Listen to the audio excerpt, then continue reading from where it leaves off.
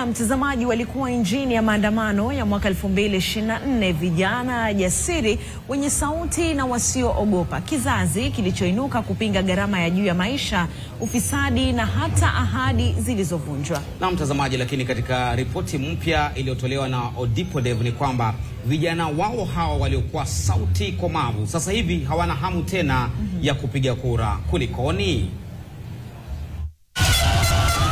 Ripoti mpya ya ODIPODEV inaonyesha kuwa licha ya Gen Z kuibuka kwa nguvu wakati wa maandamano ya kupinga gharama ya juu ya maisha, hamasa yao ya kupiga kura bado iko chini. Changamoto kubwa ni kutosajiliwa na kutoamini mfumo wa uchaguzi, hali inayoweza kuathiri chaguzi ndogo za Novemba 27 na uchaguzi wa mwaka 2027.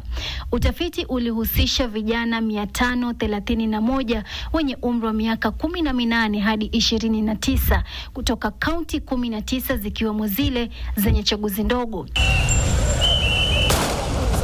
Matokeo yanaonyesha kuwa 44% ya Gen Z hawatapiga kura katika chaguzi ndogo kwa sababu hawajasajiliwa, wakati 17% wakisema hawaamini uadilifu wa uchaguzi na 20% wakisema kura yao haitabadilisha chochote.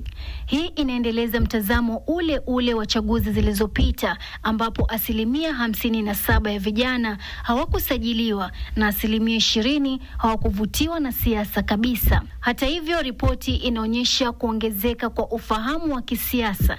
69% sasa wasema wana uwezekano mkubwa kupiga kura katika chaguzi ndogo, wakisukumwa na hisia mpya za uwajibikaji baada ya maandamano ya mwaka 2024. Vipaumbele vyao ni mageuzi ya uongozi, uwajibikaji na fursa za kiuchumi, lakini bado hatua zao kwenye sanduku la kura ni ndogo.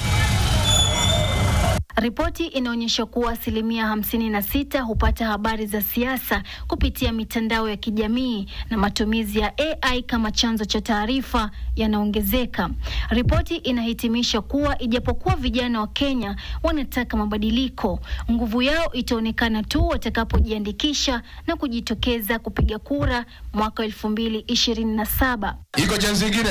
Gen Z, nyinyi ndio wenye kusema. Hao Gen Z. Na pamoja na mamilioni ya vijana wanaodai uongozi unaowasikiza, viongozi waadilifu na wanaojali maslahi yao, swali ni je, watahamisha kilio chao na sauti zao hadi kwenye masanduku ya kura ifikapo mwaka wa 2027?